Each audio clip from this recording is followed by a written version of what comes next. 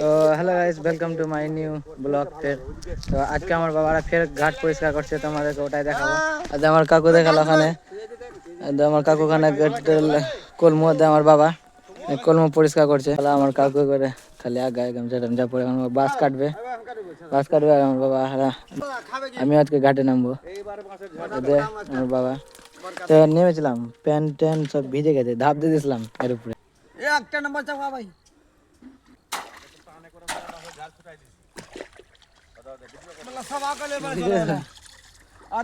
ঘাট পরিষ্কার করতে আমরা এখানে মাছের জাল লাগাচ্ছিলাম, আমি আর বাবা মিলে কচুরি বানা সব করছিলাম। তো এখানে আমি আর বাবা মিলে করছিলাম, তার মধ্যে আমাকে সাপ কেটে নিয়েছিল। তো এখন আমরা যাব হসপিটাল। তো আমার একটা বন্ধুকে ফোন করেছি, সে আসছে, একটু দেরি হবে, তা হসপিটাল যাবো আমরা এখন।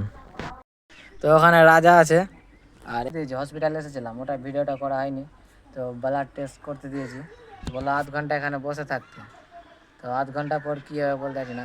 সাপ তো এখানে পায়ে কেটেছে, আমাদেরকে তো দেখালাম। তো আধ ঘন্টা পর দেখা যায় কি হয়।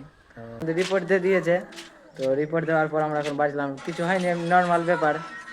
রিপোর্ট দিয়ে দিয়েছে, কিছু নয়।